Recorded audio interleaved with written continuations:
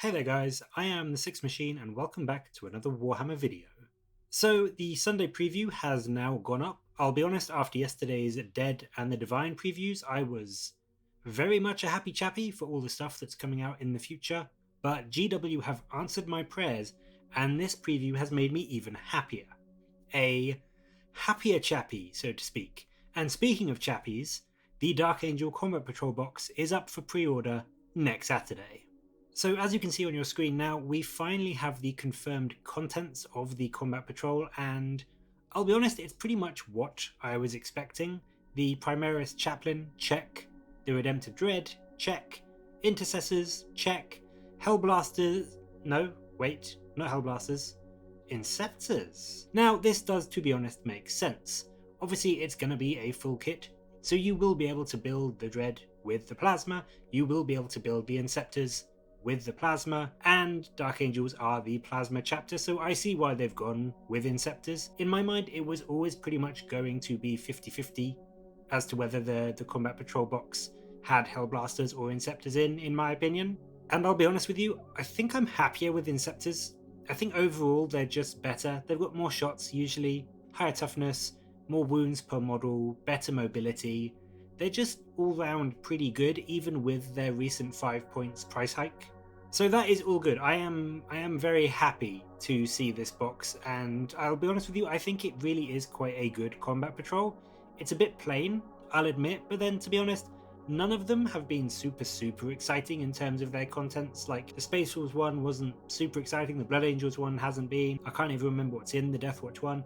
The Death Guard one is probably the most exciting in terms of its contents just because it's got a character, but some people hated that, so I don't think we can be too surprised that the box set for the Dark Angels is sort of what it is. What I think is good about this one is that for me, compared to all the others, this is one that you really would want to get whether you're brand new to the hobby and just starting your army for the very first time, or if you're just adding to your existing army. Like there's units here that even if you've got a fairly big Primaris force, this may still be useful for you to have. Like the Dreadnoughts are always great. I would much rather have the Redemptor Dread than the Invicta Warsuit from the Space Wolves box, or even probably the Impulsor from the Blood Angels one.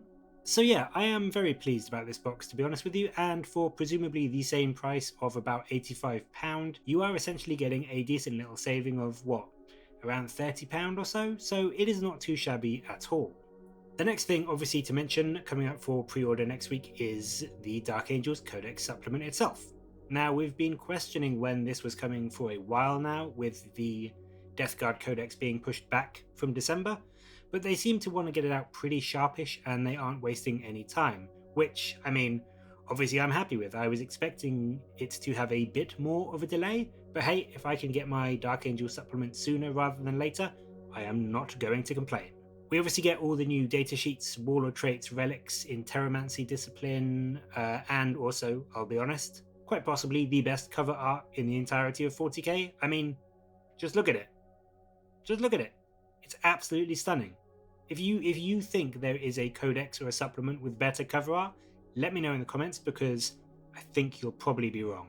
Now, there are no Dark Angel dice, which is a shame, but we have our own data cards, and just as a little interesting aside, they don't say how many cards are in the box, and I wonder if that's to stop sneaky people working out how many stratagems a supplement has. Maybe? Let me know what you think in the comments, if that's just me being completely conspiracy theorist. But it is a bit weird, because I'm sure they used to tell us how many cards were in the data card boxes, but I could be completely wrong. I just thought that was quite funny to see.